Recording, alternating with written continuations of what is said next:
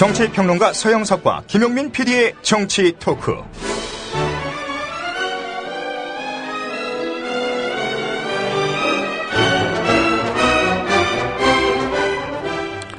주말 아침에 인사드립니다. 서영석, 김용민의 정치 토크. 2014년 5월 17일 토요일입니다. 6.4 지방선거 후보 등록이 어제 끝났습니다. 그래서 선거전이 본격화됐는데요. 2.2대1의 평균 경쟁률을 기록했다고 합니다. 1998년 2회 지방선거 2.3대1과 비슷한 수준인데요. 역대 최저 경쟁률이라고 합니다. 이번이요 말이죠. 1회는 아니고 제4회 2006년에 있었던 제4회 선거는 3.2대1이었다고 하는데 말이죠. 양당 중심의 이런 정치 구조가 뿌리를 내리면서 이제는 뭐 새누리당 아니면 새정치민주연합 이렇게만 출마하는 그런 구도가 형성되고 있습니다. 국민들의 어떤 기호나 의식, 그 의견은 굉장히 다양화돼 가고 있는데 지방선거 경쟁률은 점점 줄어들고 있으니 역행하고 있는 거 아닌가 그런 생각도 들고요. 우리가 너무 다수의 목소리만 귀를 기울이고 소수의 목소리에 대해서는 별 관심을 갖지 않고 있는 것은 아닌지 하는 그런 반성도 해보게 됩니다. 서영석 이사장님 어서 오십시오. 안녕하십니까.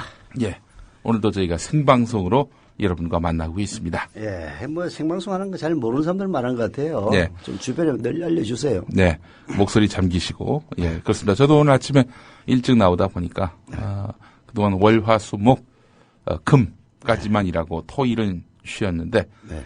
월, 화, 수, 목, 금이 됐다. 또 내일 또 일이 있으면 또 금이지. 예, 그렇습니다.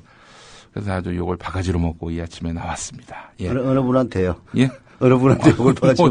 이 아침에 일 나오는 거 안 좋아할 사람이 누구겠습니까? 여우 같은 우리 아내님이십니다. 예. 자, 오늘 아침 또 잠깐만요. 예, 전화가 왔어요.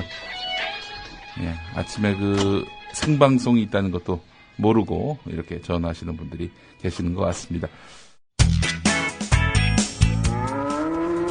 여보, 국민TV 조합비 이제 낼 때가 됐다고 하는구만요. 오, 그래요.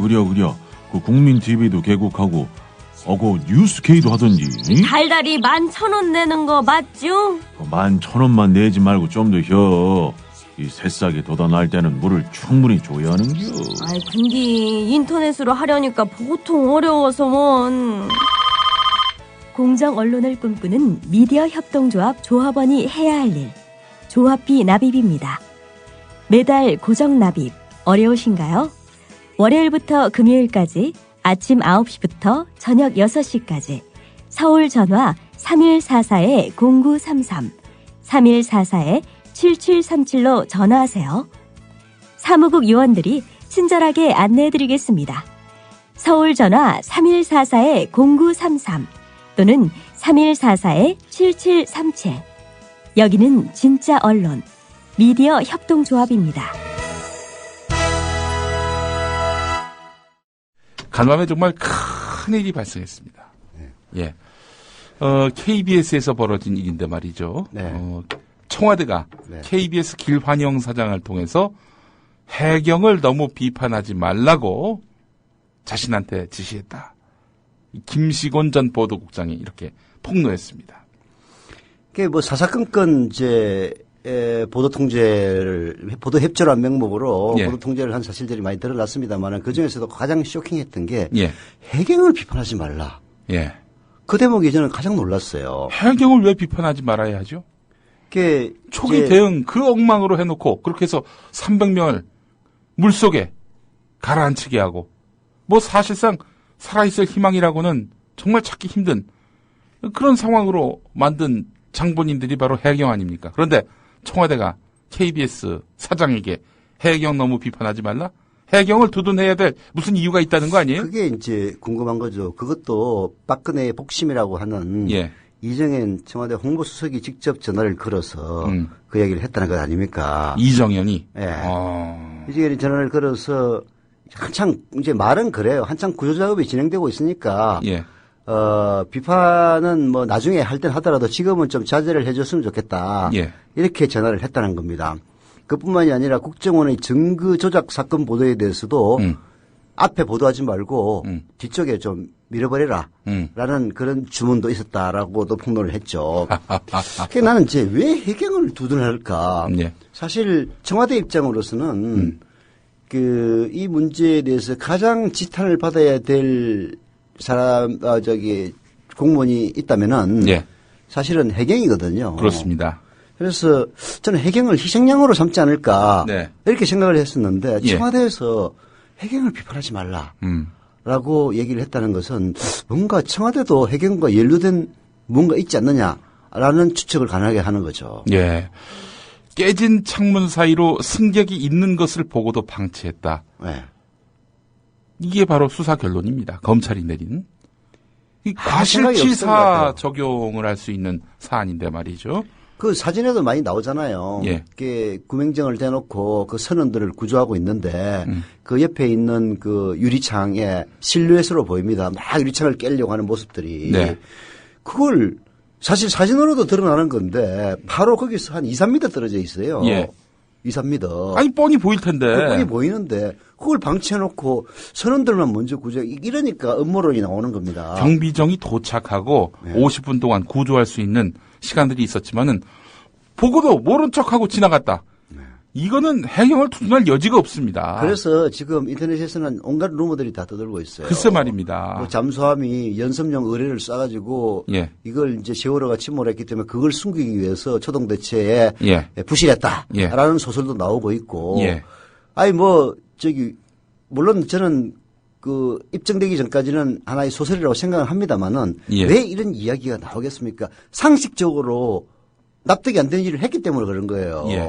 아니 해경이 와가지고 선원들을 거기 기울어진 그 갑판 위에 선원들이 있는데 그걸 갖다 배에다 싣고 구조해 가지 않습니까? 예. 바로 그 옆에 사람들이 막 두드리면서 살려달라고 그것도 고등학생들이 하고 있는데 못 본 척하고 지나갔다는 거는 이거는 해경이 그야말로 인간성이 말살당한 뭐 로봇이든가 아니면은 빨리 선원들을 대피시켜야 될 어떤 이유가 있었다. 승객들이 죽건 말건. 스킨들이 죽건 말건. 그래서 연습용 의뢰설이 나오는 것 같아요. 네. 그래서 그걸 숨기기 위해서 뭐 국정원에 제일 먼저 또 보고했다고 하지 않습니까? 예. 그 보도에 따르면은 예. 국정원에게 제일 먼저 보고할 이유가 뭐가 있어요? 뭐 원칙에 따르면 그렇다고 하더라고요. 아 원칙에도 그렇대요? 예, 그렇습니다. 아, 그렇지만은 원칙에 왜 국정원에다 보고를 하는 거야? 국정원이 국가안전 재난대책본부야? 그 국정원이 나서야지 이럴 때. 이게 만약에 우리 배에 종복이 타고 있어요. 그랬으면은 즉각 나섰을 걸 헬기 띄우고. 글쎄 말이에요.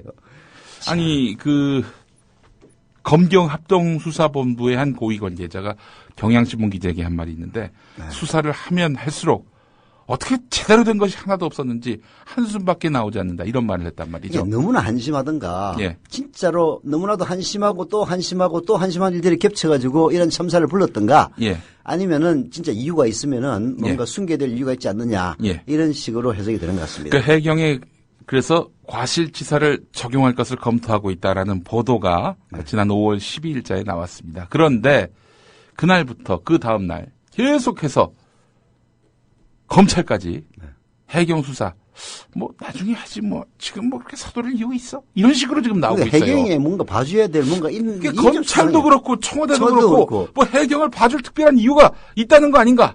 아니 이제 검찰은 합리적인 의심입니다. 검찰은 이게. 청와대에서 시키면 무조건 하니까 예. 결국은 청와대로 초점이 집중된다고 봐야 돼요. 그러니까 KBS도 결국 지금 이 상황은 그 청와대 홍보수석이 전화 한 통 넣으면은 사장이 별별별별 떨면서 그렇게 하겠습니다.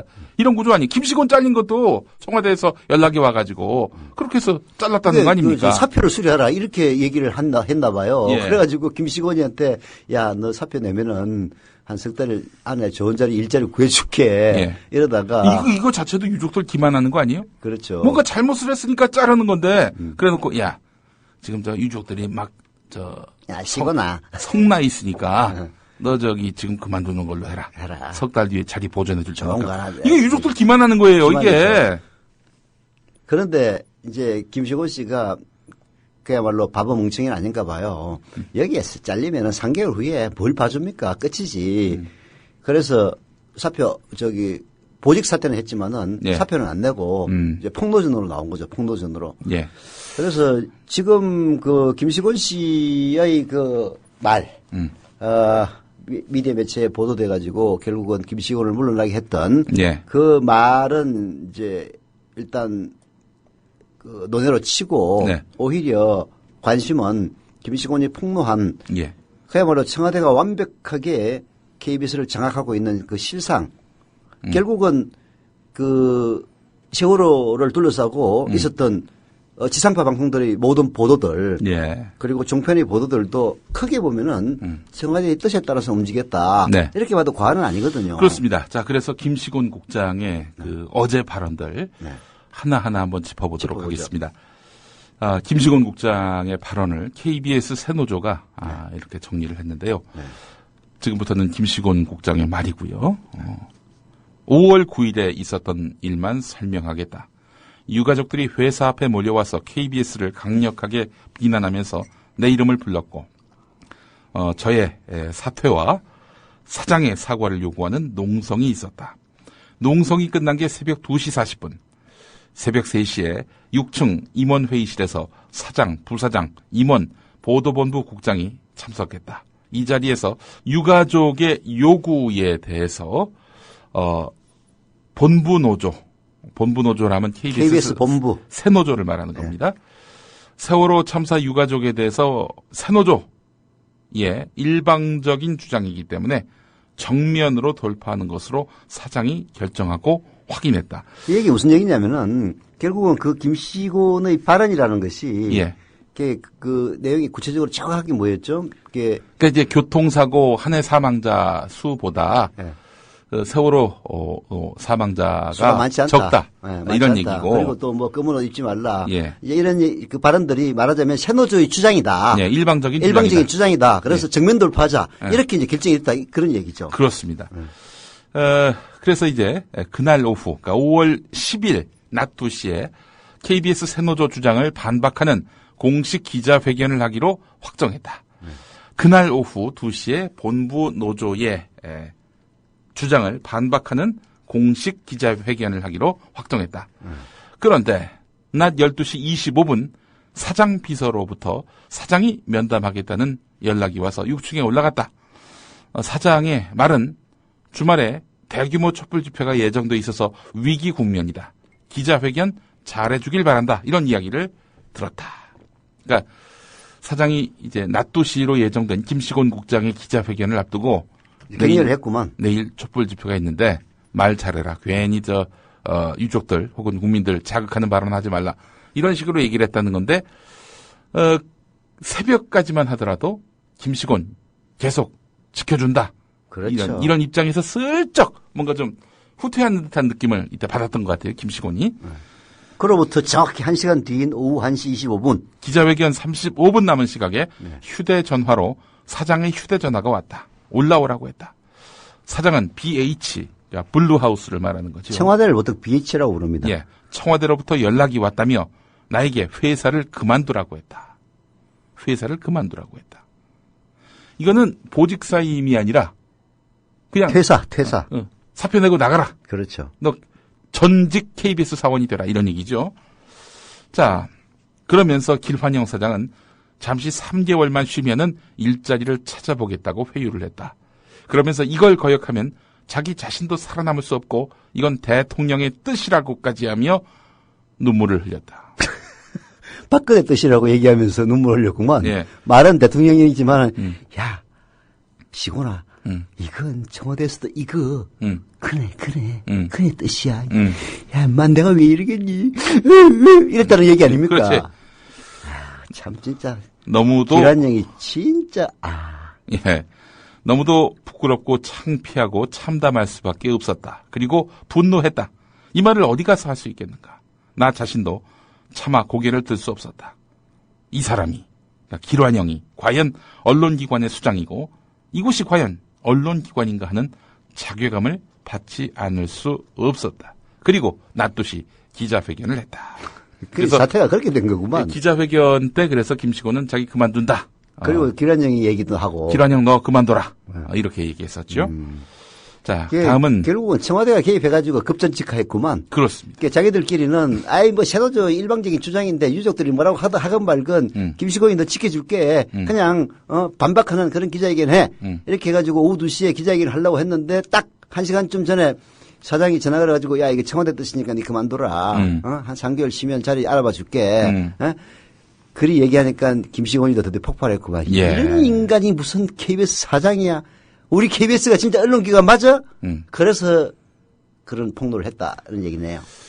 저는 이제 김시곤 씨의 이 말이 사실이건 아니건 간에 사실일 가능성이 매우 높습니다. 예, 김시곤 씨가 참 딱한 사람이다 이런 생각이 들었습니다. 만약에 기관장이 자기 보존해줬으면 이런 거 폭로했겠어요? 뭐 모든 게 다 그렇죠. 예. 그게 이제 이해가 충돌될 때 폭로가 나오는 겁니다. 네. 다만 거기에 한 가닥 양심이 남아 있으면은 네. 훌륭한 사람인 거고 네. 양심을 팔아먹는 사람이면 나쁜 놈인데 그게 결국은 이제 특히 우리나라의 자칭 보수라는 인간들을 보면은 이익 공동체예요. 유시민 그렇죠. 장관도 그런 얘기를 했습니다만은 예. 철저한 이익 공동체입니다. 이익 공동체에다가 지연, 혈연, 학연으로 묶여져 있어요. 예. 그래서 아주 강구할 수밖에 없는 건데 여기서 간혹 튀어나오는 내부 폭로자들, 네. 외부 폭로자들 말고 내부 폭로자들은 그 이해관계의 충돌에서 튕겨져 나온 사람들일 가능성이 매우 높죠. 대표적으로 자기를 그만두게 한다든지 네. 보호해주지 않는다든지. 그렇죠. 이제 뭐 그래도 이제 그 행동의 의미는 그렇게 부정적으로 평가할 만은 없어요. 내부 고발도 그 이유는 예. 이익 공동체에서는 이익의 파토가 날 때 예. 이런 파열음이 나오는 겁니다. 그건 확실해요. 그래서 이런 점을 우리가 많이 주목을 해야 돼요. 그러니까 이명박 시대를 보면 말이죠. 네. 온갖 흠이 있고 비리가 있어도 끝까지 보호해 주잖아요. 그렇죠. 절대 안 자르고. 그게 바로 이명박식 조직관리 아니 이명박이 임기 초기에 예. 말하자면은 반면 교사가 있었기 때문에 그랬어요. 뭐냐면은 예. 박영준과 정두원의 싸움이 바로 그거거든. 정두원이가 인수위까지 갈 때만 하더라도 실세했단 말이에요. 자기 예. 사람 마구 받고. 예. 그런데 진짜 속에서 실세는 박영준이었거든. 이상덕이 바로 이제 초측근이었으니까. 예. 청와대 총무비서관을 했나 그 사람이? 하여튼 예. 미스터 박이 나중에 예. 차관도 했잖아요. 예. 더 실세했단 말이에요. 지식경제부. 예. 그래서 박영준이하고 정두원이하고 싸움박질이 나가지고 정두원이가 튕겨져 나갑니다. 예. 그래서 정두원이가 그다음부터 뒤로 돌아서 가지고 욕하고 다녔잖아요. 예. 그게 뭐 사찰하고 이런 것들도 다 정두원이 때문에 이제 드러난 일이거든. 예. 그래서 이명박이가 맞아. 아래 것들은 일단 잘 안 챙겨주면은 정동이 그 뒤로도 결국 중용 못 됩니다. 네. 철저하게 이제 버리는 패로 쓰긴 했습니다만은 네. 그러나 버리기만 해서는 안 된다. 이런 놈들을 갖다 아무리 잘못해도 챙겨줘야만이 이 정권 유지 가능하다 해가지고 그다음부터 인사정책이 그렇게 바뀌었어요. 네. 뭔 잘못을 하건.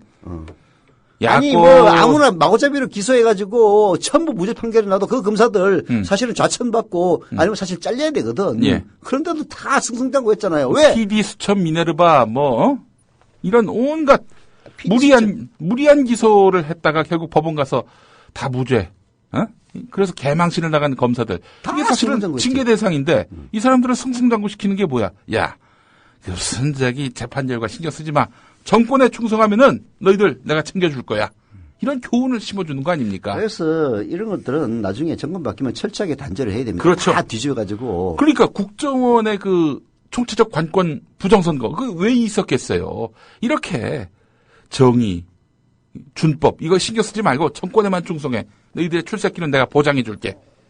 이게 바로 이명박의 어떤 이 조직관리 노하우란 말이지. 그러니까 국정원에 그 댓글 작업하면서 온갖 선거 개입했던 애들이 양심선언 나온 애가 있어요? 없지 않습니까? 없어요. 한 명 있었지, 전직 직원. 그건 또 뭐 기소해가지고 뭐 보복하고 난리 불술 떨지 않습니까? 민주당 공천 받으려고 했다는 뭐 이런 마타도어까지 하면서 그거 마타도어 올린 것도 또 자칭 보수 언론들이에요. 조선일보. 예. 그리고 결국 그거는 전혀 사실이 아닌 걸로 드러났고요. 드러났죠. 예.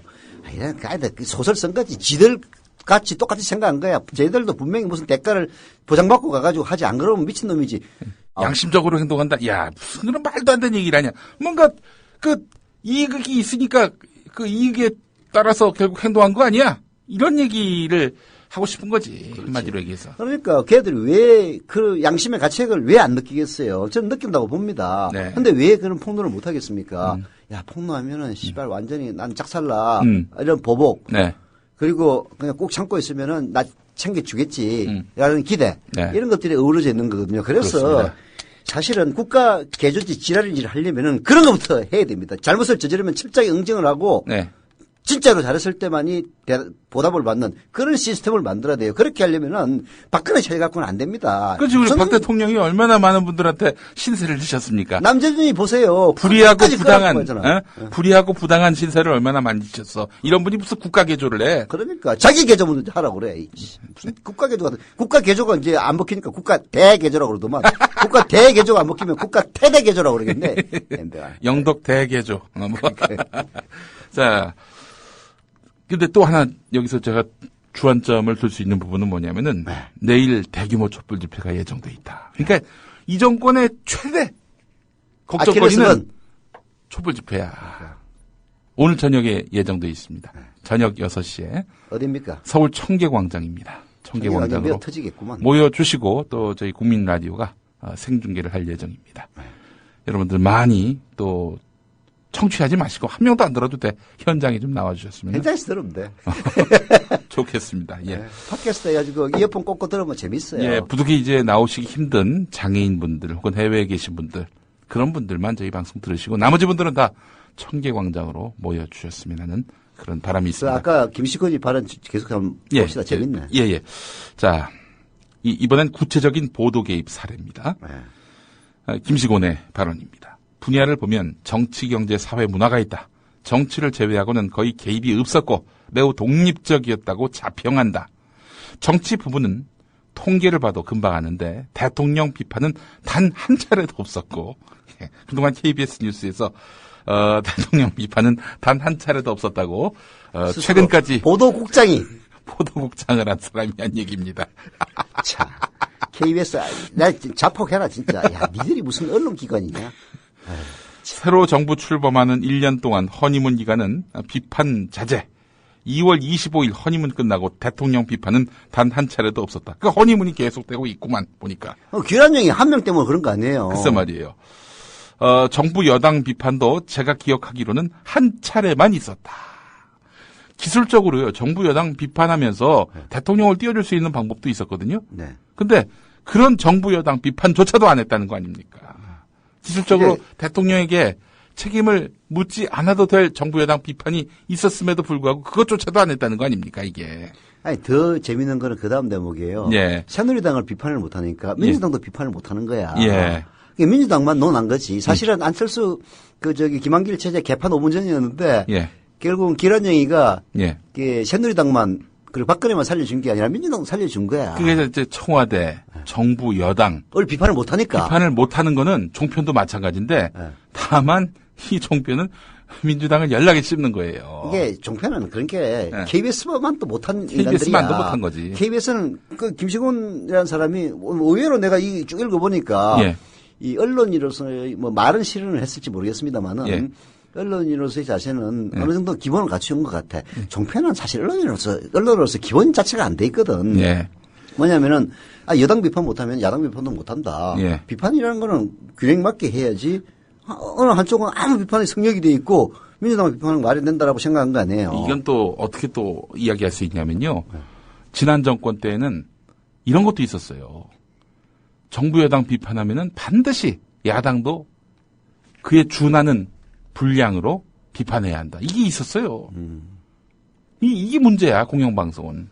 그게 이제. 아니, 그러니까. 이거는 기계적 균형 때문에 생기는 거예요. 비판할 것이 있으면은, 뭐, 눈치 보지 않고 비판을 하고, 또 비판할 일 없으면 비판하지 않는 거고, 이래야 되는 건데, 이 공영방송이라고 하는 것은 보니까, 어디를 비판하면은 그에 상대되는 경쟁, 관계인. 신문도. 그쪽도 같은 분량으로 비판해야 한다. 같은 분량까지는 안 가도 신문도 이제 그런 균형을 맞추려고 노력하는 언론의 기본이긴 해요. 한겨레도 사실 그래요. 박원순 한번 띄워주면 박원순에게 불리할 기사 뭐 하나 또 실어주고. 아니 이제 예. 뭐 그렇게 하지는 않지.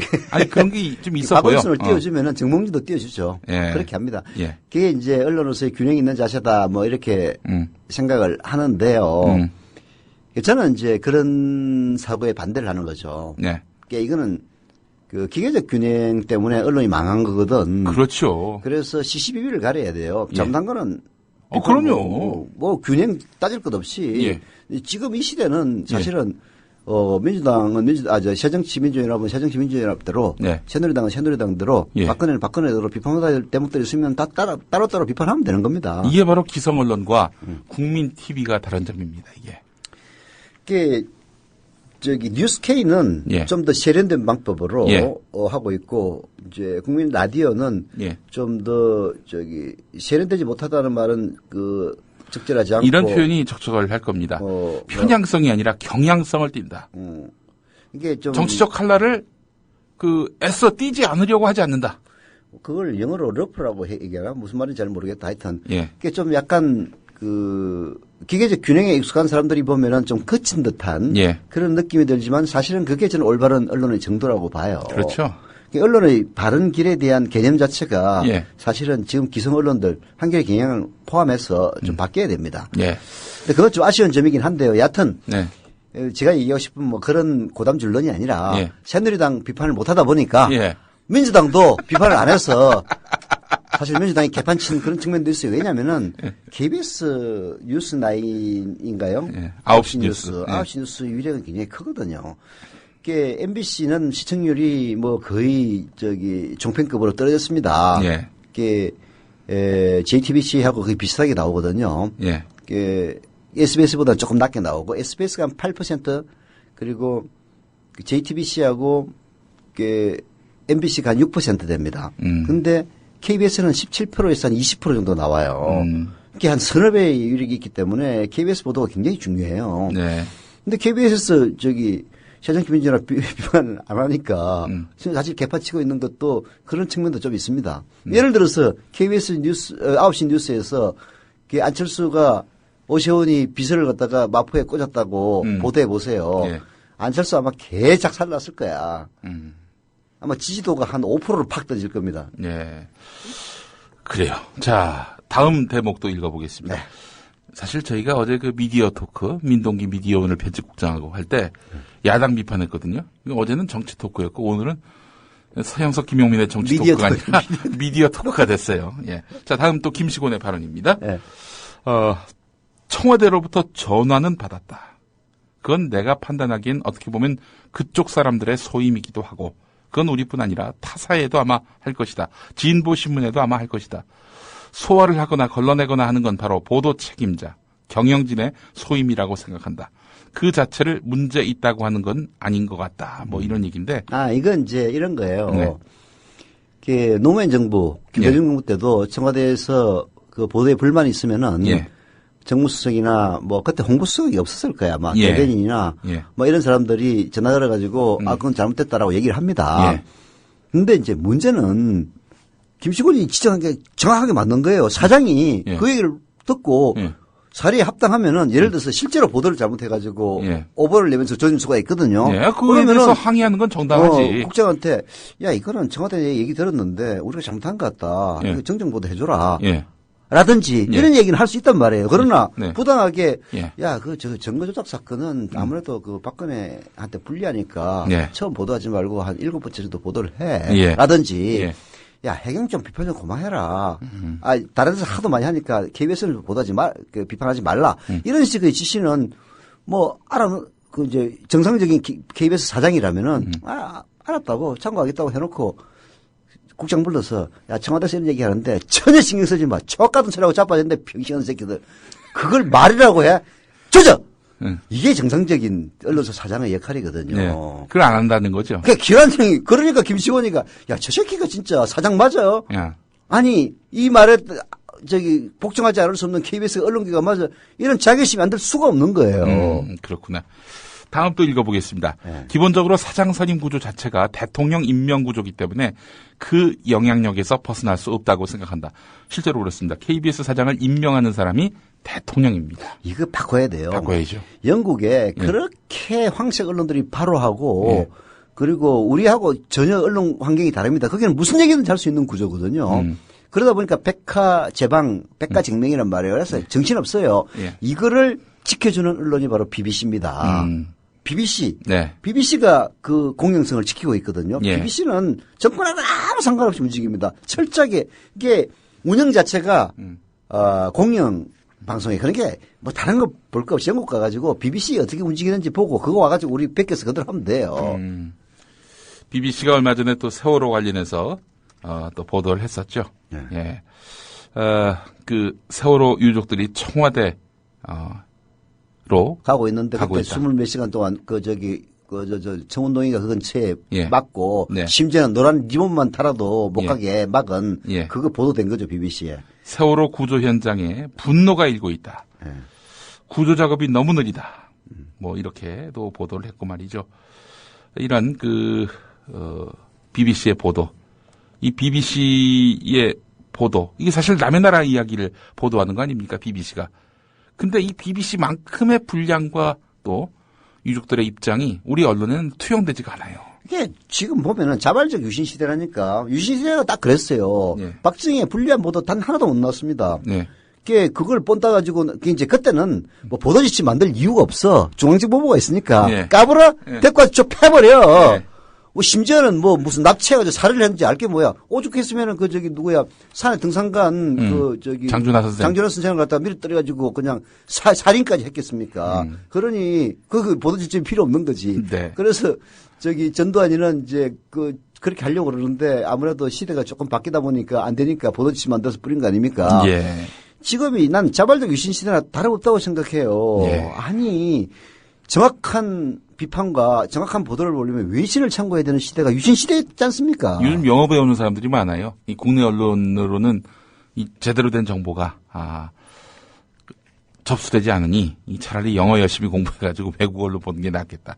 뭐 그러실 필요가 또 없는 게 뉴스라든지 예. 뭐 고발 뉴스라든지 예. 뭐 이런 데는 그렇지는 않죠. 네, 뉴스라든지. 그렇죠. 또 외신이 또 궁금하신 분들은 뉴스 프로라고 또 외국에 있는 정상추 라는 정의와 상식을 추구하는 뭐 모임인가요? 예, 그렇습니다. 겁니다. 거기서 또 주요 외신들의 한국 관련 기사를 번역해서 또 올려주는 게 있으니까 뭐 따로 영어 공부 안 하셔도 될 것 같다 이런 말씀을 드리는 거고. 예, 또 넘어가 예. 봅시다. 자, 이 부분이 또 중요합니다. 뉴스에 대한 개입을 안 했던 사장이 정연주, 이병순 전 사장이었다. 두 사람은 가편집, 큐시트 이런 걸 받지 않았다. 이병순 전 사장도 뉴스에 관여 안 한다고 천명했다. 이 사람 얼마 안 있다가 잘렸죠. 예. 정연주 사장은 근무 기간이 5년이 넘었고요. 재임했던 거 아닙니까? 그러다가 이제 이명박한테 쫓겨났는데요. 뉴스 큐시트를 받기 시작한 게 김인규 사장이고 지금까지 이어지고 있다. 다만 사장은 그런 전화를 받게 되면 청와대로부터 모종의 보도 압력을 받게 되면은 걸러내고 저항할 건 또 저항해야 하는데 한 100 정도 왔다고 그러면 이거를 200, 300으로 증폭시키는 그런 사장이 있다. 50 정도로 걸러서 내려보내는 사장도 있다고 본다. 뭐 이 맥락을 보면은 기로한영은 100이 오면은 200이나 300으로 증폭시켜서 한다는 거 아닙니까? 자, 김인규가 사실 KBS 말아먹은 거지. 예, 그렇죠. 김인규가 누굽니까? 아니 대놓고 이명박 후보 지지했던 또 당선되기 위해 애썼던 사람 아닙니까? 특보 출신 사장. 노무현 때도 양정철한테 전화 걸어가지고 저에게 대임을 맡겨주시면은 분골쇄신 충성하겠습니다. 예. 그렇게 했다는 사람 아닙니까? 노무현 대통령을 위해서. 그렇지. 김인규는 예. 그 사람이 노무현이냐 이명박이냐가 필요 없어. 대통령이면 돼. 그냥 대통령이면 되는 거야. 무조건 나 사장 시켜주면 예. 네 시키는 대로 다 할게.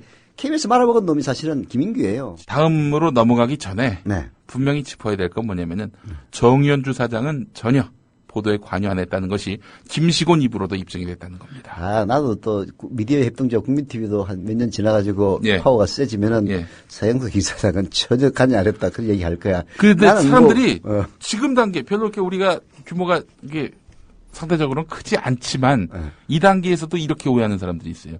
서영석 이사장 친노 아니냐? 이 사람 이 친노가 아니면은 다 내쫓을 것이다. 보도 못하게 할 것이다. 아니 그렇게 생각하는 놈들이 있다니까. 그 머리 나쁜 놈들이지. 진짜 그 아주 완전히 맡아도 만들어내기 위해 만들어내는 놈들입니다. 아, 지들 같이 하니까 할 거라고 생각하니까 그런 거예요. 예. 우리 서영석 이사장님은 뭐 당장 본인이 진행하는 프로그램에서조차도 자율성을 보장해 주시는 그런 분입니다. 딴 프로 전혀 관여도 안 할 뿐더러 뭐가 나가는지도 모르세요. 아니 내가 이제 옛날에 일을 해봤어 그런 거지. 네. 사실은 사장이 내려와서 한마디 하면은 예. 사장은 그냥 무심코 지나가는 말로 해도 예. 밑에 있는 부장은 예. 이 신경이 무지하게 많있어요. 예. 아이씨, 사장이 왜 저런 얘기를 했지?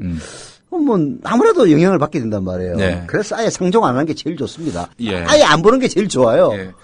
우리 국민 라디오에서 만약에 서영석 이사장님을 비방하는 내용이 나가도 몰라. 모르실 것이고 나중에 뭐 안다 한대 게시판 보고 하는 거지. 안다 한대 뭐라고 상관 있나? 뭐 사람 씹는 거예요. 자기 자유지. 이러신 분입니다. 우리 서영석 이사장님이 어쨌든 정윤주 사장이 재임하는 기간 동안 절대 뉴스에 개입 간섭하지 않았다는 것이 또 여기서 드러났습니다. 그러니까 이런 정현주 사장을 상대로 해서 KBS가 뭐 좌경화됐다. 정현주 당신 때문이다. 심지어 이명박은 그랬어요. 저 최시중 통해가지고 정현주 당신이 KBS에 있으니까 이 정권을 계속 유지할 수가 없다. 나가라. 이랬다는 거 아니에요. BBC 같은 방송이 예. 사실은 이제 KBS 정현주 사장이 추구했던 모델이 BBC 같은 방송이었습니다. 예. 그런 방송이 있으니까 이명박 정권 초반에 흔들거린 거 아니에요. 예. 쉽게 얘기해서 정권의 잘못을 예. 뭐 그렇게 세게 비판한 것도 아니고 있는 그대로 전달만 해줬는데도 예. 그 정권이 무너질 정도로 촛불 집회가 일어나고 그러지 않습니까? 아니, 그러니까 그 말대로라면은 정현주 때문에 이명박 정권을 지탱할 수 없다 그렇다면은 KBS 직원들을 다 내쫓아야지. 정현주는 보도에 관여를 안 하고 있는데. 그러니까 이게 뭐예요? 정현주 보고 보도에 관여를 해가지고 이명박 110을 간 10만 씹어라. 혹은 아니 씹지 말게 하라. 그렇게 지금 이야기하는 거 아니에요. 아니, 그 부분이 시사하는 바가 굉장히 많아요. 그게 이명박 정권이나 박근혜 정권이 정상적인 TV 보도를 한다면은 금방 무너질 정권이라는 거죠. 네. 거기 이제 그런 의미이고 방금 얘기했다시피 그 사장을 비난하고 하는 이유는 그게 정현주처럼 하면 안 된다는 거 아니에요. 네. 보도에 관여 안 하고 그러지 말고 관여를 해서 네. 정권에 불리한 거는 절대 못 나게 하고 네. 그리고 거기에 협조하는 놈들 출세시켜주고 네. 그렇게 운영하라는 거 아닙니까? 네. 그 김인규가 그렇게 한 거지. 예. 이명박이가 자기 말 잘 듣는 개 검찰들을 갖다가 완전 출세 승승장구 시켜준 거하고 똑같은 원리를 KBS에서도 그렇게 하라는 얘기야. 예. 그렇게 할 놈을 갖다 뽑는 거고. 그렇죠. 그러니까 정현주를 왜 내쫓았는지. 내쫓은 전 과정 있잖아요. 내쫓은 전 과정, 내쫓을 그런 이유, 내쫓는 방식, 이것과 관련해서 법원의 판단이 있었는데 모두 부당하다로 결론이 났습니다. 땅땅땅. 하여튼 이게 이명박이가 아주 무식하게 정현주 사장을 내쫓은 거죠. 예. 왜 그랬겠습니까? 이 공정보도를 하니까 내쫓은 거예요. 이 부당한 정권이. 그러니까, 국민TV가 지금은 뭐 아직까지 영향력이 KBS나 MBC를 넘갈 정도는 아닙니다만은 이런 언론을 키워야 되는 이유가 바로 여기에 있는 거예요. 예. 부당한 정권들은 사실 있으면 안 되는 거거든. 그렇습니다. 이런 것들은 언론만 공정하면은 유지 불가능해요. 예. 유지 불가능합니다. 그렇습니다. 이제 우리 한 조합원 26,000명 가까이 지금 돼 가고 있는데요. 예. 사실 이거 진짜 조합원 26만 명 돼야 됩니다. 예. 그러니까 여러분들이 이 국민TV를 키워주시지 않으면은 예. 그런 얘기 하신다면서요. 예. 그 유족들이. 예. 또 월드컵 오면은 다 잊혀지고. 예. 벌써 뭐 일상으로 돌아가자. 뭐 조선일보 뭐 그런 식으로 얘기한다면서. 어제 그 여당 관계자도 그런 말 했다는 거예요. 이 미친놈들이 진짜 아주 이게 제정신이야 이게? 그게 세월호 사건 참사라는 거는 대한민국을 오랫동안 지배해왔던 딱 10년 빼고. 네. 이른바 자칭 보수 우파 정권들의 그 한계를 그대로 노정한 사건입니다. 예. 그래서 이 일이 계속 밝혀지고 이 문제에 대해서 비판이 고조되고 그리고 이 문제를 해결하기 위해서 정말 한국 사회에 메스를 들이대면은 예. 자기들이 예. 존립이 불가능하다고 느끼는 거예요. 그렇죠. 그렇지 않습니까? 예. 그래서 어떻게든 그냥 대충 뭐 사과하고 뭐 국가 대개조하겠다고 말로만 하고 박근혜 진짜 가정스러운 인간이야. 아니 그 유족들 만나가지고 뭐 어찌게 하겠다고 뭐 해놓고 그 국면에서도 순 자기 친위대들만 공안 인물들만 지금 중요하고 있지 않습니까? 예. 이게 무슨 국가 대개조야. 국가 대개혁이지. 예. 난 진짜 완전히 뭐 눈물까지 흘렸다며 악의 눈물이라는 생각이 저절로 들더라고. 아니 그렇게 사과하고 눈물을 흘리려면은 실제 거기에 걸맞는 행동을 해야 될 거 아니에요. 아니 노무현 대통령을 죽음으로 내몰았던 그 주인 검사 새끼를 갖다가 청와대 민정비 비서관으로 앉혀놓는 게 말이 돼요? 그리고 저기 박효정이 내 서울대 교수. 야, 그런 인간이. 5.16을 혁명이라고 한. 아니, 그뿐만이 아니야. 말하는 거 보면은 진짜 대학 교수인가 내 진짜 눈을 의심케 하는 그런 사람을 뭐 방통심의위원장 앉힌다며. 야, 진짜 내 깼어. 박근혜 반성? 지금 불리하니까, 이명박이가 불리하니까 뭐 뒷산 올라가지고 그 시기 자꾸 반성했다고 뭐 그러더니 그 얘기가 똑같은 얘기야, 지금. 야, 이게 진짜, 막말 김용민이 감탄을 합니다. 이 막말의 정수다, 이거는. 지금 방금 서영석 이사장님의 말씀은. 예. 몰라, 그 시기라고 얘기했는데 무슨 막말이야. 자, 다음 보겠습니다. 최근에 그 문제가 제기된 지하철 사고, 그러니까, 서울시 그 상황심리역에서 발생한 서울 지하철 2호선 그 사고 관련해서 KBS가 박원순에게 불리하니 이 뉴스 키워라. 네. 뭐 이렇게 했다는 의혹이 제기됐지 않습니까? 의혹이 아니라 보나 마나 안 봐도 비디오지. 자, 김시곤은 어떻게 얘기하나 보죠. 네. 완전 코미디다. 그런 조작은 절대 한 적이 없다. 우리 뉴스는 블록화돼 있기 때문에 꼭지를 늘린 건 맞다.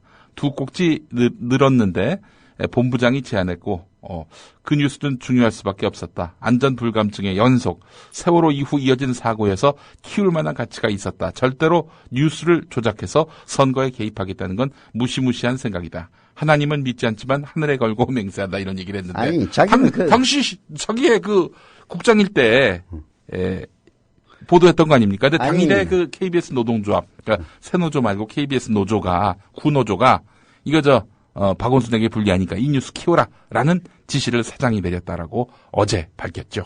아, 김시곤이가 완전히 그게 말하면 일본말로 가라바로 당했구만. 네.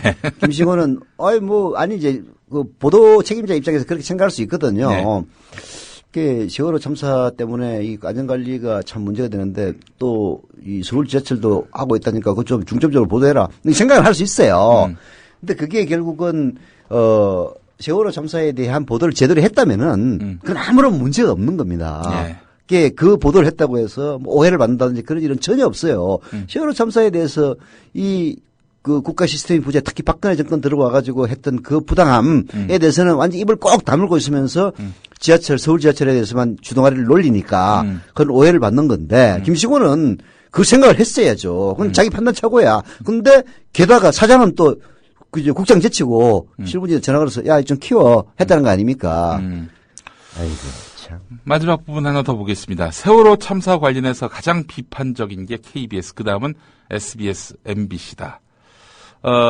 후배들이 많이 발제했고 세월호 참사에 관한 우리 보도가 결코 뒤지지 않고 비교적 잘한 보도라고 자평한 적이 있다. 이게 김시곤 이야기입니다. 다만 정부 쪽에서는 해경을 비난하지 말 것을 여러 번 요청해서 받아들이기 나름이고 우리가 많이 비판했다. 뭐 그런 요청이 왔지만 뭐 무시했다 이런 얘기죠. 그 이야기도 그렇잖아. 정부 쪽에서 다른 데는 냅두고 해경을 비난하지 말라고 왜 이렇게 했는지 나 진짜 미스터리예요. 청와대의 요청 내용은 한참 구조 작업이 진행되고 있으니까 해경 비판을 나중에 하더라도 하고 자제했으면 좋겠다. 지금은 해경 관련 보도가 하지만 꾸준히 나갔고 그런 요청이 잘 받아들여지지 않으니까 다른 루트를 통해서 전달된 것 같다. 다른 루트라 하면 사장을 통한 루트인데 5월 5일에 사장이 취임 이후 처음으로 보도본부장실을 방문해서 사장 주재의 작은 모임이 있었는데 보도본부장, 나, 취재 편집주간 4명이 해경에 대한 비판은 하지 말라는 지시가 있었다. 청와대에서는 그럼 누가 연락했는가?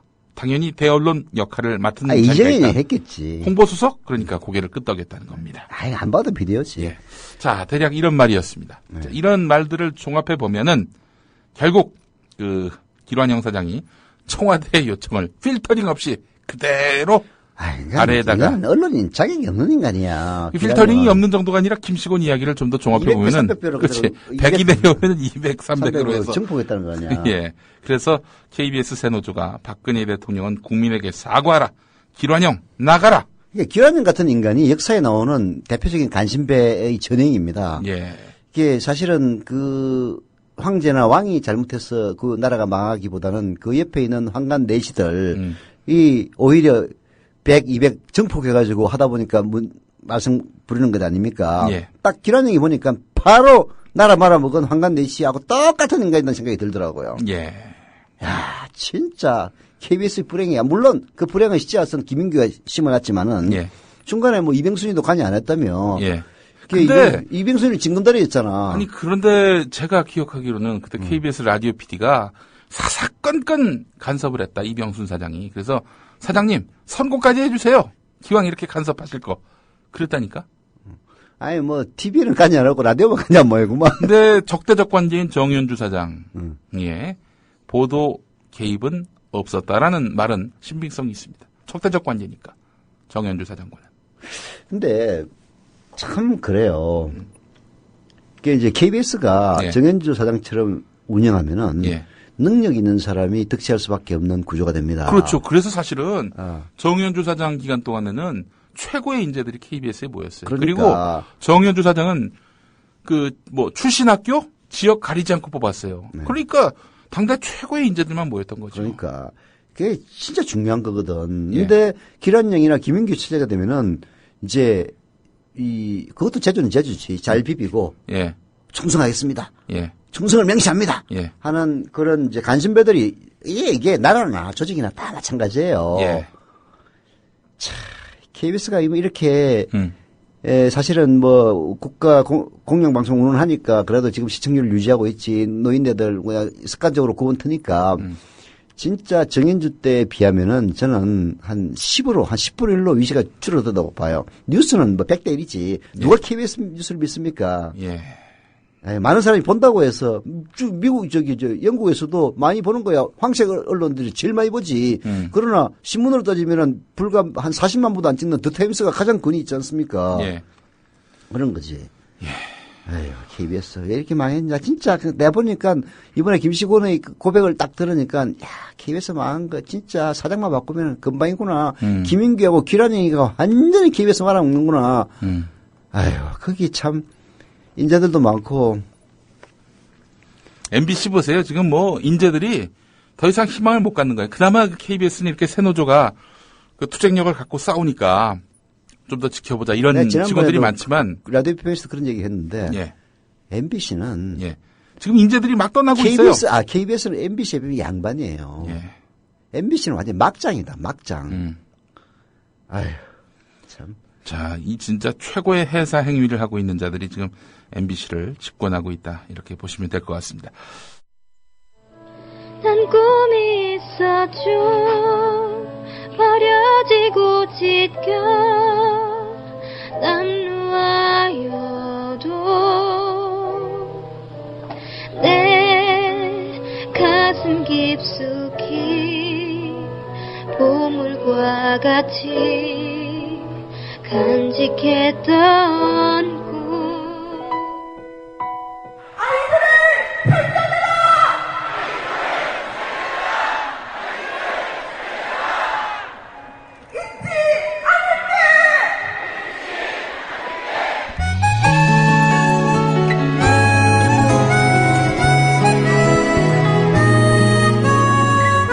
세월호 참사 희생자를 추모합시다. 그리고 진상규명을 요구합시다. 나 혼자의 목소리만으로는 안 됩니다. 함께 외칠 때 큰 메아리를 만들어낼 수 있습니다. 5월 17일 토요일 저녁 6시 서울 청계광장으로 모여주십시오. 안전한 대한민국을 위한 여망, 민주주의 회복과 언론 개혁을 위한 강력한 의지, 시민들이 함께 모아 큰 힘으로 만들어냅시다. 5월 17일 토요일 저녁 6시. 잊지 마세요.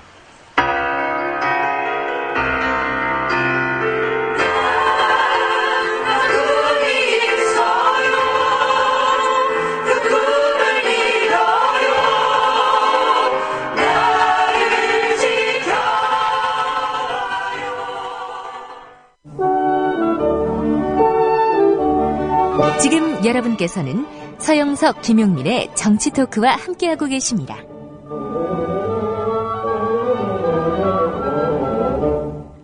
서영석, 김용민의 정치 토크와 함께하고 계십니다.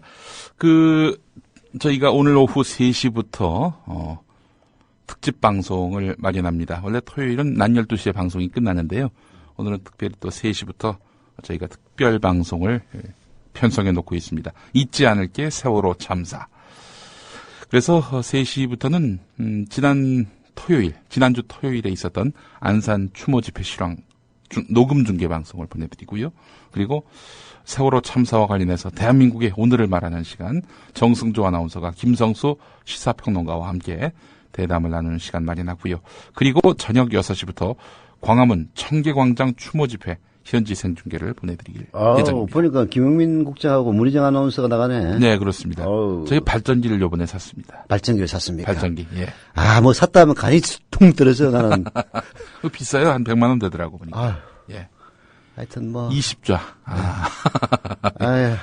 근데 저희가 또 이 발전기를 사서 한 번 쓰고 버리는 게 아니라 계속해서 무슨 야외 행사나 이럴 때. 뭐 쓸 돈은 써야죠. 네, 그러나 뭐 하여튼 돈 구매했다는 소리만 들으면 그냥 간이 한 1mm 정도 내려갑니다. 이사장이시니까 아무래도. 예. 지금 에어컨 튼 것도 굉장히. 예. 뭐 이게 촬영대에 앉으시겠구만.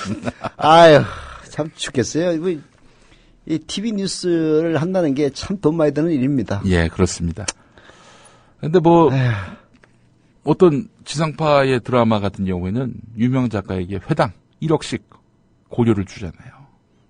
그렇죠. 그건 광고가 들어오니까 다 그런 건데. 몇 좌야 그게 대체? 우리는 이제 지금 사용료 납부 신청한 사람이 한 7,000명 넘었는데. 네. 빨리 10,000명, 20,000명 가야죠. 네, 그렇습니다. 아유, 죽겠습니다.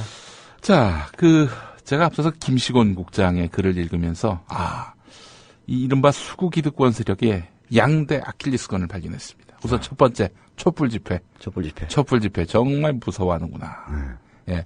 그렇죠. 촛불 집회. 오늘 저녁 7시. 민의를 무서워하는 이 정권, 무서워해야지. 민의를 당연히 무서워해야 되는데, 네. 민의를 반영할 생각은 안 하고, 반영 안 된 민의가 화를 내는 것만 무서워하는 거야. 그리고 그냥 화내는 거는 그냥 코드 신청 안 해요. 네. 모여가지고 촛불을 들 때 빌어서 예. 겁을 내는 거야. 그것도 이명박에 대한 그 추억 때문에 그럴 거예요. 네. 촛불을 두려워하는 게 선거 때문에 그런 거 아니겠습니까? 사실. 그렇죠. 결국 그래서 이 수구 기득권 세력들이 선거를 무력화하기 위해 무던히도 애를 씁니다. 자기 아버지는 선거를 없앴죠. 그렇죠. 이 딸은 또 이 부정선거를 하셨죠. 부정선거의 수혜자셨죠. 뭐 본인이 획책했다는 증거는 아직 없으니까. 증거는 없지만은 안 봐도 비디오지. 아삼육끼리 한 건데 아니 방금 봐요. 김시군하고 기란형 관계를 보라고. 예. 자, 또 하나가 뭐냐? 네. 수구 기득권 세력의 아킬레스건. 자리입니다. 자리. 자리. 이거 박탈해 버려. 봐. 그러면 아무리 과거에 충성했던 놈도 순식간에 등 돌리고 할킨단 말이지. 그러니까 암흑에 물러나라, 암흑에 사퇴하라 이렇게 압박하는 거 말이죠. 저쪽에서 민감하게 듣습니다. 정말 자르고 내쫓으면은 그 순간 그 사람은 적이 되거든. 그러니까 이 보수 수구 기득권 세력들은 그 자기 자리, 직만 보존해 주면은 개처럼 충성하지만은 이거를 앗아가는 순간 그때는 진짜 등을 돌리고 그 수구 기득권 세력의 어떤 그 구조 자체가 허물어질 수도 있겠구나 이런 생각을 했어요. 근데 여기서 우리 잊지 말아야 될 것은요. 그렇게 쫓겨나는 사람이 배신하는 그 자체가 민주화의 공로예요. 무슨 얘기냐. 옛날에는 버려져도 찍소리 못했습니다. 까불면은 바로 중앙정부에 데리고 가지고 죽여버리니까.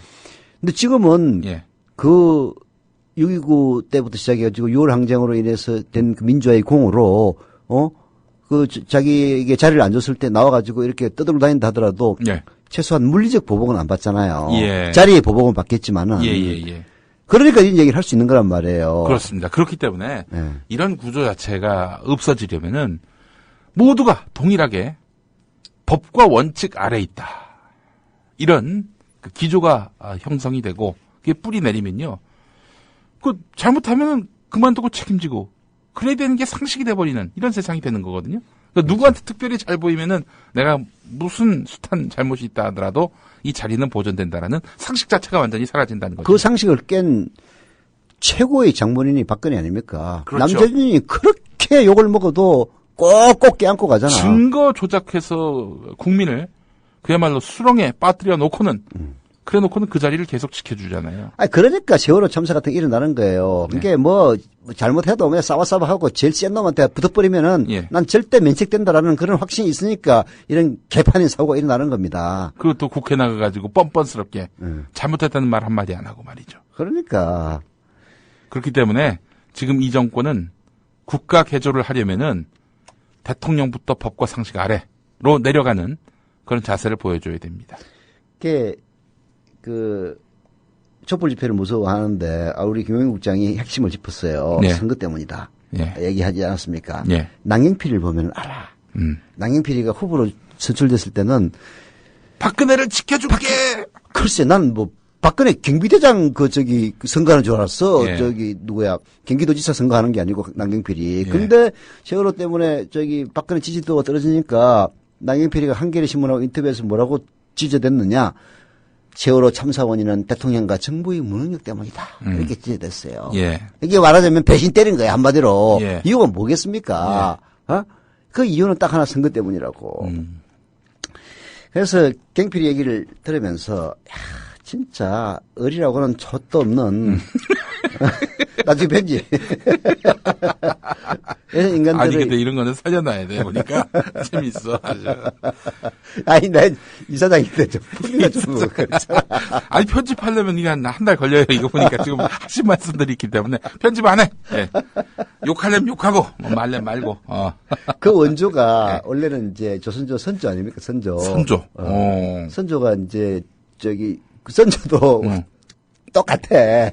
여러분 안심하십시오 해놓고 제일 먼저 튄다고. 그 평양으로. 의주로 이제 도망가지. 예. 이제 그랬는데 뭐 선조야 뭐 워낙 옛날 사람이니까 그런데 예. 이승만. 리승만. 국부 리승만. 국부 리승만. 예. 국부는 무슨 얼어 죽을 국부야. 국견이지. 국부는 혹시 또 다른 의미의 그 국부는 국부. 아니 나는 이런 인간을 네. 국부라고 추앙하자는 우리 사회에 보수라는 사람들 진짜 자존심이 있는 인간들인지 난 궁금해요. 그게 노컷뉴스에 임기성의 역사 산책이라는 게 있는데 그거 아주 재밌어요. 노컷뉴스에. 네. 이 기자인데 아주 재밌는 친구인데 그게 이제 이승만에 대해서 썼는데 내가 소개해드리겠습니다. 예. 무초라고 있어요. 무초 미국 대사. 이승만 때 6.25 때 그 미대사였어요. 예. 무초가 이승만이한테 읍소를 합니다. 각하 지금 서울을 버리고 떠나시면 안 됩니다. 대통령이 피신하면 한국군 병사 전체가 전쟁을 포기합니다.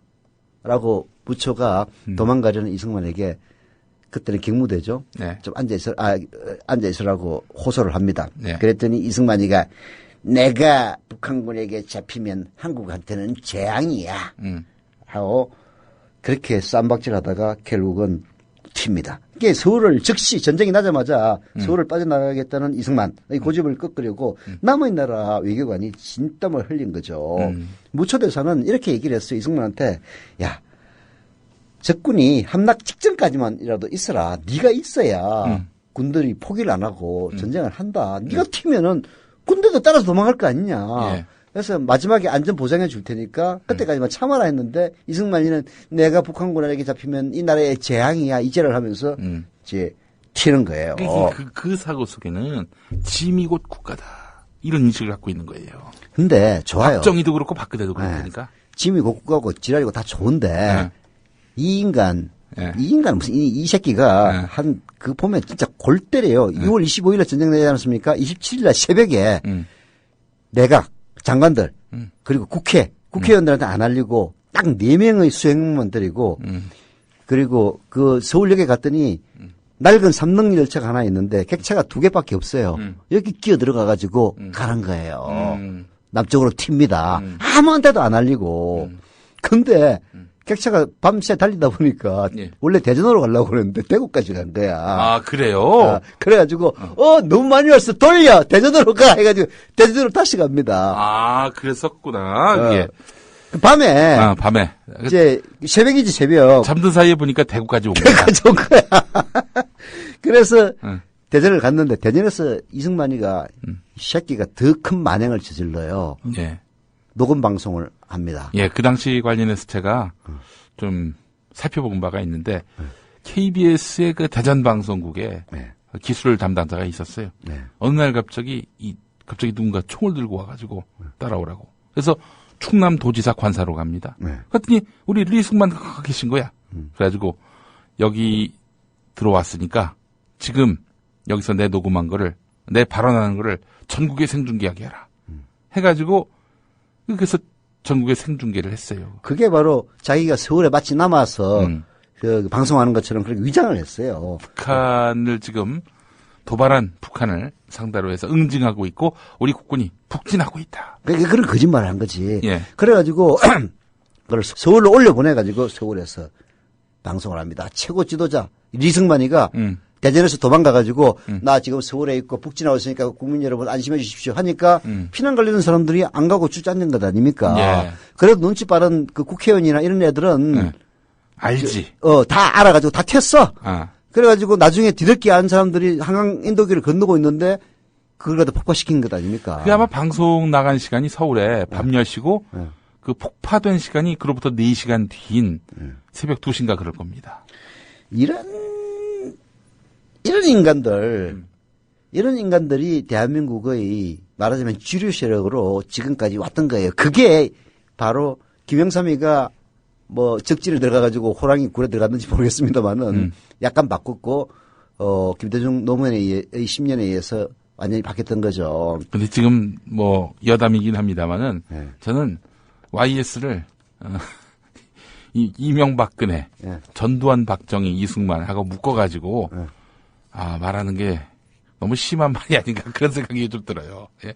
예전에는 이명박하고 김영삼을 좀 대조하고 그랬었는데 김영삼이 그보다 훨씬 낫지. 맞지. 예. 아니 그래도 민족 투쟁을 몇십 년 한 경력이 있는데. 그 하나회를 해체해가지고 뭐 그건 김대중 대통령이 말했던 거기도 합니다. 하나회 해체 때문에 쿠데타 위험성을 크게 줄였어요. 군에 사조직이 있다는 게 가장 큰 문제거든. 예. 그렇지 않아요. 군에 사조직이 있으면은 이놈들이 그 총 들고 포 들고 수도를 향해서 그렇게 진격하면은 어떻게 되겠어요? 그게 쿠데타지. 아니 12.12가 그렇게 해서 일어난 것 아닙니까? 예. 정승화 참모총장을 계엄사령관을 갖다가 완전히 눈에 가리고 예. 보안사령관을 했던 전두환이가 자기 사조직인 하나를 총동원해가지고 일으킨 게 바로 12.12 쿠데타 아닙니까? 네. 이게 사조직을 없앴다는 거 그리고 그 이후에도 사조직이 좀 있다는 그런 소문들이 끊임없이 있어요. 그런 것도 척결 해야 됩니다. 예. 이제 그러니까 예. 사람들이 한 번 속지 두 번 안 속습니다. 네. 그게 나중에 1.4.5태 할 때는 네. 한 명도 남기지 않고 다 도망갔어요. 근데 그게 역사에 다 있더라고. 그게 선조 때는 예. 의병 활동이 그렇게 많지 않았습니까? 예. 그게 선조가 결국 사기치고 자기는 도망가면서 그 민초들이 봉기하라 해가지고 막 들고 일어났단 말이에요. 예. 근데 전쟁이 끝나고 나서 그 도망간 놈들에게는 책임을 하나도 안 묻고 그리고 그 의병장들을 홀대를 했어요. 그렇죠. 오히려 이순신처럼 전공이 있는 사람들을 어떻게든 죽이려고 애를 썼고 그래서 이순신 장군이 마지막에 거의 뭐 자살에 가까운 행위를 했다. 예. 어차피 살아나봤자 선조한테 완전히 작살을 날 거니까 그런 야사까지 나오지 않습니까? 예. 그래서 병자호란 때는 의병 활동이 하나도 없습니다. 병자호란 때. 그럼요. 예. 결국은 역사라는 게 예. 이게 당대에는 마치 정의가 실현되지 않은 것처럼 보이지만은 길게 보면 다 정의가 실현돼요. 6.25 때 그 트라우마 때문인지 요즘도 그렇잖아요.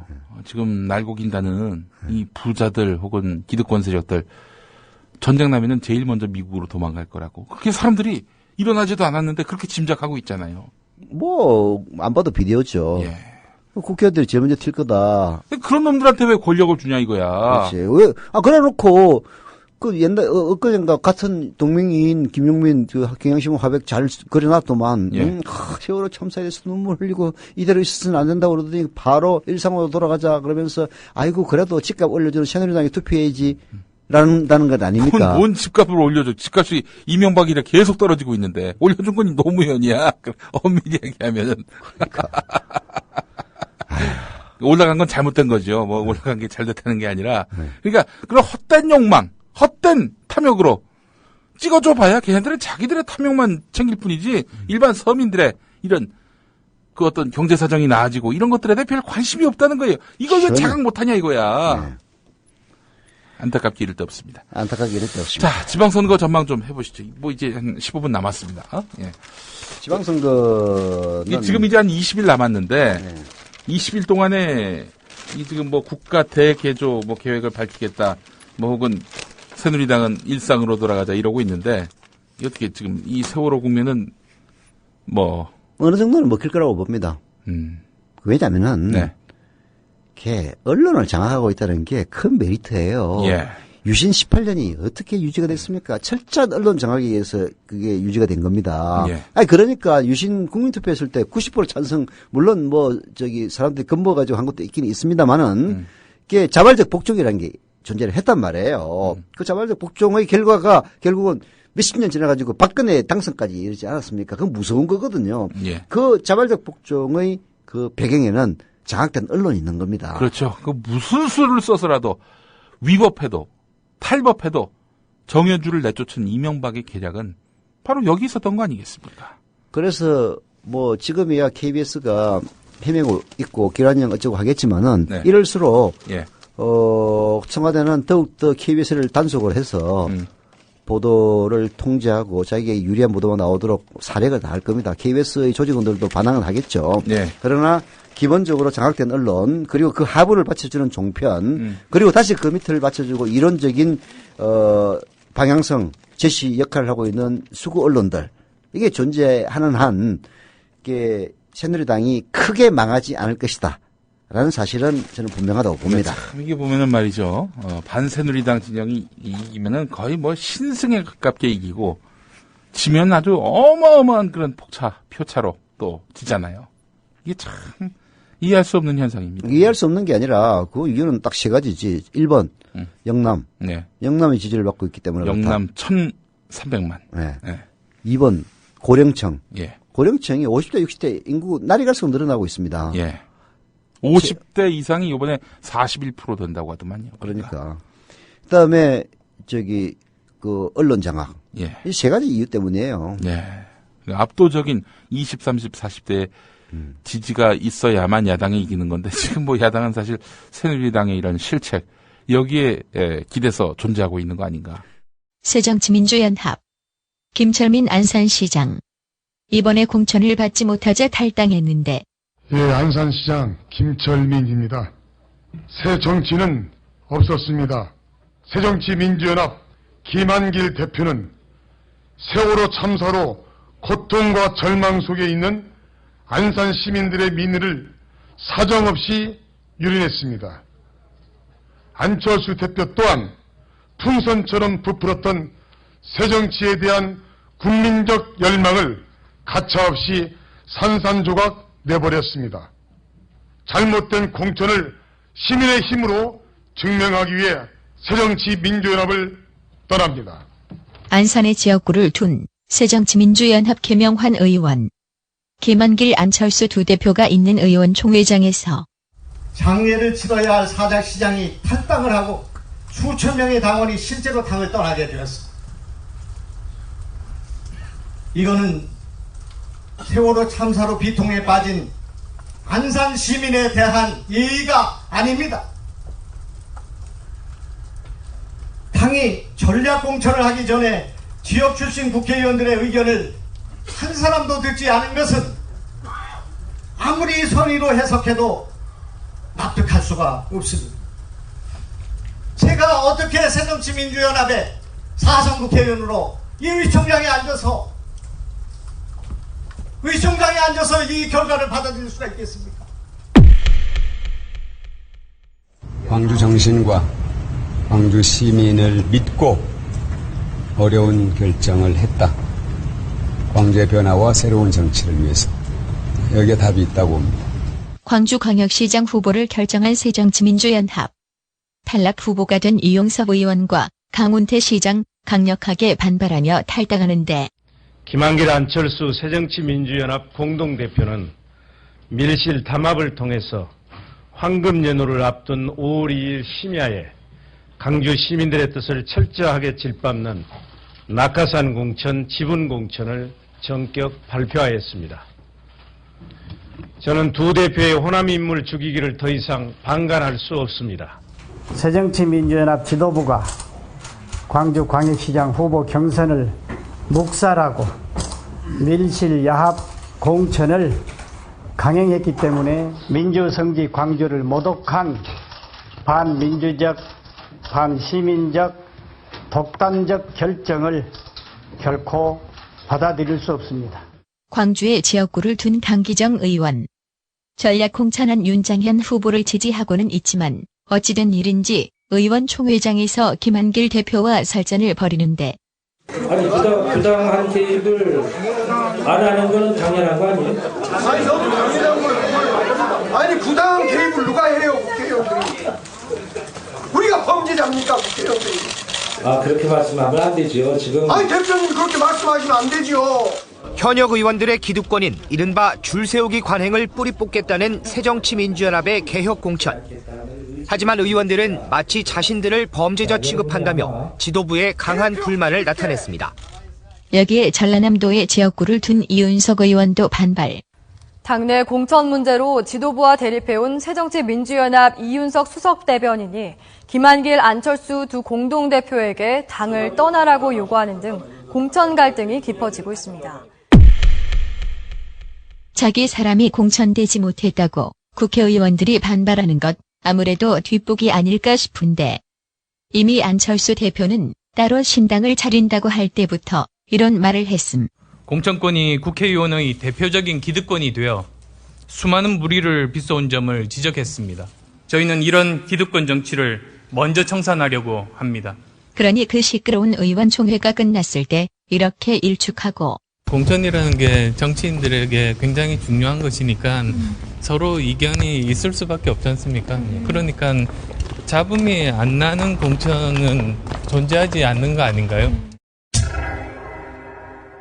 진짜 안철수하고 김한길은 지금 사실 이번 지방선거는 그나마 당을 심판하는 성격보다는 후보자로 쏠리기 때문에 그나마 새정치민주연합이 살아남는 거예요. 예를 들어서 서울시장 하면은 새정치민주연합은 밉더라도 박원순은 찍어주자. 네. 이런 분위기가 야당 지지자들이 있지 않습니까? 예. 그리고 경기도 역시 남경필이가 되는 꼴은 못 보겠다. 남경필에 대해서 우리 안 바쁜 벌꿀님이 참 이분이 언어 유희에 재능이 있으신 것 같아요. 네. 경기도지사가 아니라 경비도지사다. 네, 뭐 그 얘기 많이 나왔죠. 하여튼 그래서 김진표 그렇게 이쁘지는 않지만은 찍어주겠다. 이런 식의 이제 분위기가 있단 말이에요. 그래서 새정치민주연합이 이번에 크게 선전할 수 있을 거라고 보긴 봅니다만은 예. 그게 이 정당의 지도부가 제대로만 했다면은 진짜 게임이 안 되는 그런 선거가 돼야죠. 그러나 비슷하게 가면서 새정치민주연합이 약간 나은 이런 결과가 나오지 않을까 저는 예상을 합니다. 근데 이번에 그 공천 과정을 보면서 말이죠. 안철수 대표 상당히 좀 심각하대요 보니까. 심각하죠. 보통이 아니에요. 저는 다른 건 모르겠고 김영태 교육위원이라고 있습니다. 네. 이분이 예전에 그 비리 사학 이렇게 고발해가지고 네. 또 그렇게 해서 서울시 교육의원이 됐는데 굉장히 열심히 일을 했습니다. 그런데 이 안철수 쪽에서 이 양반 낙천시키고 자기 사람을 갖다 심었어요. 야, 그래요? 네. 아니 그걸 갖다가 김한길이가 그냥 눈 뜨고 그냥 봐줬단 말이야? 그러니까 그 김한길도 자기 사람 심고 말이죠. 그러니까 지금 완전히 공천 횡포가 아주 극에 달했다는 그런 평가가 많습니다. 그러니까 이제 광역은 손 못 대니까 예. 윤장현이 한번 해가지고 시급을 하고 손을 못 대니까 이게 광역위원, 도의원, 시의원 그리고 교육의원 교육위원 이런 거 손대는 모양이구만. 예. 진짜 안철수 완전히 맛이 갔구나. 예. 저는 뭐 다른 건 몰라도 김영태 교육의원 같은 경우 정말 진정성이 있는 선생님 출신이거든요. 교육계에서 단수 후보로 추천한 분이기도 합니다. 그런데 이분을 지금 아웃시켰단 말이죠. 아니 여기 마포에서도 오세훈 비서 출신을 갖다가 시의원으로 내리꽂았다며. 예. 그래서 이제 정청래 의원이 항의하러 갔더니 김한길 대표가 오세훈 비서였어? 이랬다는 거예요. 그래가지고 회의를 또 장시간 했는데 안철수 대표가 한 번 정한 원칙은 바꿀 수가 없습니다. 에이 그냥 그건 새 정치가 아닙니다. 뭐 이랬겠지 뭐.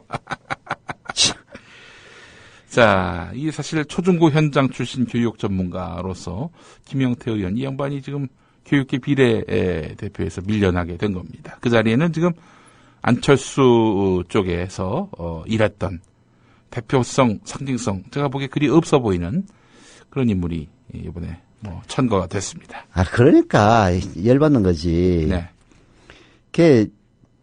참.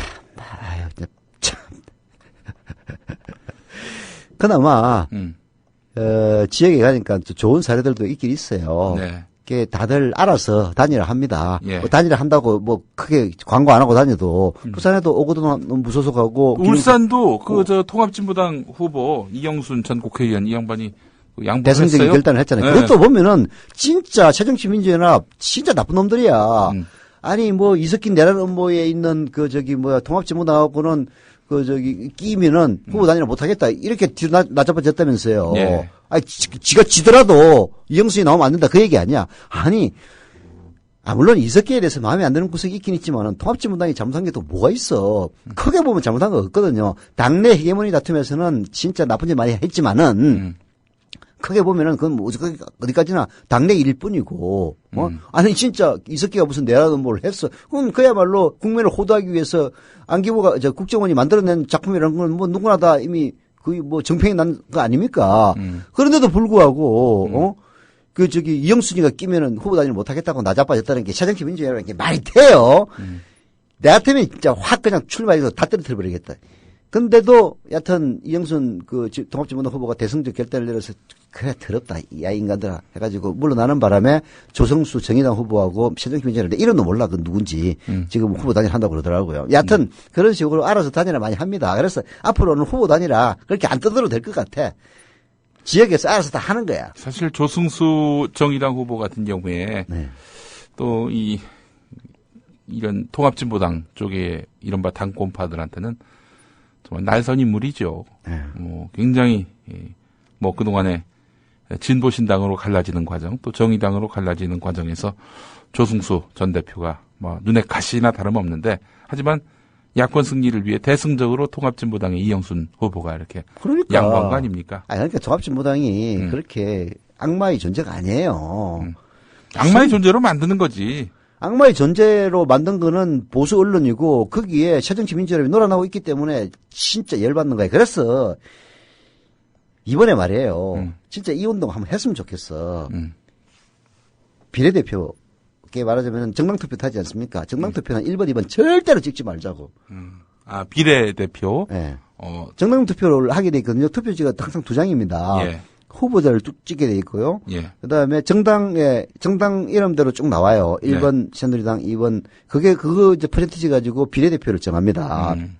그래서 비례대표는 다른데 지 꼴리는데 찍되 새누리당과 새정치민주연합만은 절대 찍지 말았으면 좋겠어요. 거기서 잘못된다고 해가지고 분열돼가지고 새누리당 많이 된다고 해서 대세 지장 없습니다. 사실은 녹색당 같은 당, 녹색당도 좋고, 노동당. 그러니까 지역에 따라서 다른데요. 예.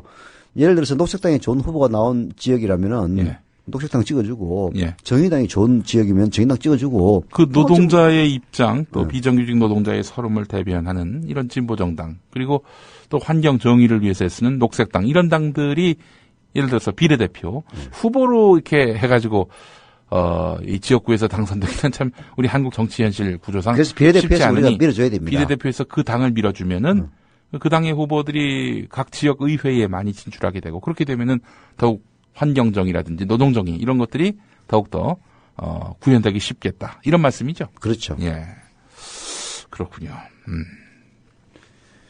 하여간 지금 이번에 김한길, 안철수 제가 봤을 때 특히 뭐 김한길 대표가 대권에 꿈이 있는지는 모르겠습니다만은 안철수 후보 같은 경우 김한길이 무슨 대권 상당히 좀 타격이 있지 않겠는가 하는 생각을 좀 해봅니다. 예. 그 밑바닥을 보인 것 같아요. 하나 이제 실망만 했어. 아니 그러니까 뭐 그 국회의원의 기득권을 없애야 된다. 아이 그게 누가 거기에 반기를 들고 반대하겠습니까? 그런데 그 기득권을 자기가 행사하면 이건 곤란하지. 그렇지 않아요? 아니 그 기득권을 다 회수해서 국민한테 줘야지 왜 자기가 가져? 그러니까 진짜 안철수는 그 거품이 이제 나 이제 건노갑의 신의 한수라고 봐. 예. 건노갑? 건노갑은 안철수한테 야 너 바깥에 있으면 절대 안 된다. 민주당 들어와라. 네. 너 밀어줄게라고 했겠죠. 예. 그러니까 들어오지 안 그러면 왜 했겠어요. 근데 그게 신의 한수야. 실력을 그대로 드러나게 만들잖아. 저렇게 해가지고 되겠어요. 지금 이 공천 과정에서 보이는 그 횡포, 윤장이 내리꽂고 하는 것들 보면은 그게 무슨 새정치냐고. 결국은 주둥아리로만 새정치했다는 게 그대로 드러난 것 아닙니까? 난 안철수 이제 거의 끝났다고 봅니다. 네. 지금 또 보니까 여론조사 지표를 보니까 문재인 대권 주자 1위로 지금 또 부상했다고 하더만요. 근데 문재인이 잘해서가 아니라 안철수가 몇 막아서 그런 거예요. 안 봐도 비디오지. 아니 문재인도 뭐 잘한 거 있나 솔직히. 가만히 있다 보니까 어부지리로 지금 치솟고 있는 양상인데. 아니 나도 문재인 주변에 있는 사람들한테 난 문재인 본이라고는 별로 친분이 없으니까 얘기했어요. 이제 반성은 1년만 하면 된다. 2014년부터는 적극적으로 발언하고 활동을 해야 된다. 당신을 찍어준 48%가 당신이 뭔가 발언하기를 원하는데 주둥아리 꼭 다물고 있느냐. 그 얘기를 했어요. 예. 그리고 이번 방금 세월호 소개해드린 그 지표는 폴리뉴스가 리얼미터의 여야 대선 후보 지지율 1일 조사 결과를 분석한 결과인데요. 지난 12일부터 15일까지 야당 측 대선 후보 중에서 가장 높은 지지율을 얻은 인물이 바로 문재인 의원이라는 겁니다. 예, 뭐 전체에서는 여전히 정몽준이 앞서고 있는데 정몽준이 잘해서라기보다는 역시 뭐 새누리당에 대한 야권의 어떤 지지율이 좀 바닥이다 보니까 이렇게 된 것 같은데 말이죠. 아니 안철수 문재인으로 이제 분산돼 있어 그런 거죠. 뭐 문재인 의원도 그 하강 추세네요 보니까. 예. 그러니까 문재인도 그 이번에 뭐 오랜만에 한마디 했더만 저 광주나 다름없다 세월호 참사는 네. 얘기를 했는데 예. 나는 내가 문재인이었다면은 예. 아무한테도 얘기 안 하고 예. 조용히 예. 진도 가가지고 예. 화장실 청소했을 거예요. 네. 내가 나서면은 예. 주목받으니까 진짜 예. 변소 청소나 해가지고 여기 자원봉사 하겠다. 아니 정치인이라면 의당 그렇게 해야지. 그렇게 일단 봉사를 해서 저기 가족들 유래해주고 그다음에 저기 청와대 저기 가족들 갈 때 맨 앞장서가지고 해야지. 네. 무슨 가오 잡고 아유 나 진짜 답답해가지고 그러면 안 돼요. 그래서 내가 박원순이가 제일 잘한다고 하는 게 그런 겁니다. 예.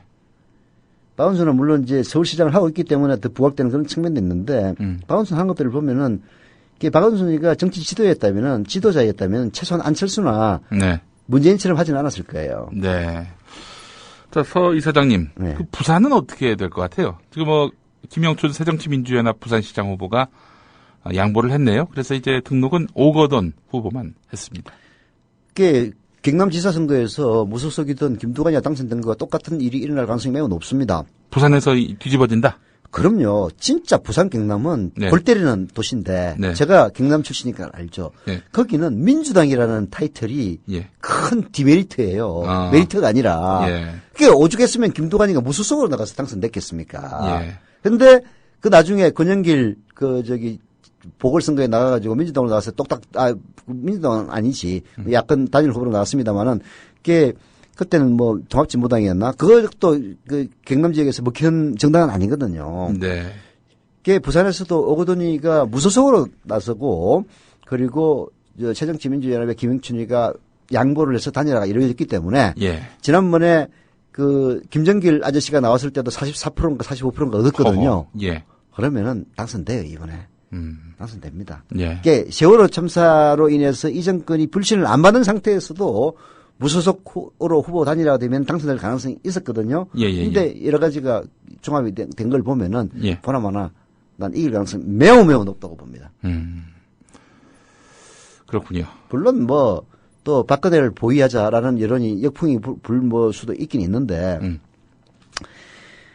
아이고 뭐 세상 돌아가는 걸 제가 어떻게 다 예언하겠습니까만은 예. 그러나 현재로서 관측할 수 있는 거는 오거돈의 당선 가능성이 매우 높다 얘기할 수 있습니다. 예. 자, 이렇게 해서 오늘 서영석, 김용민의 정치 토크를 이제 모두 마무리하게 됐습니다. 오늘 뭐 다시 예고를 좀 해드리면은 저녁 6시에 서울 청계광장에서 세월호 참사 추모 집회가 있습니다. 많이 모일수록 이게 국민의 어떤 힘이 되는 것이고요. 또 아울러 세월호 참사 유족들을 위로하고 또 두 번 다시 이번 일이 재발하는 일이 없도록 하는 힘이 될 것이고 아울러 민주주의의 회복과 언론이 근본적으로 각성하는 계기가 되지 않을까 하는 생각을 해봅니다. 서영석 이사장님과 함께한 시간 오늘 마무리하겠고요. 저희 국민 라디오는 또 오늘 저녁에 이 실황을 라디오로 생중계해드릴 예정입니다. 저 이사장님 좀 그만둘 수 없나? 아씨, 좀 마음대로 얘기 좀 하고 싶다. 예, 그 뭐 할 수 없죠. 뭐 어떡하겠어요. 예, 자 오늘 순서 모두 마무리하겠습니다. 이사장님 수고하셨습니다. 수고하셨습니다.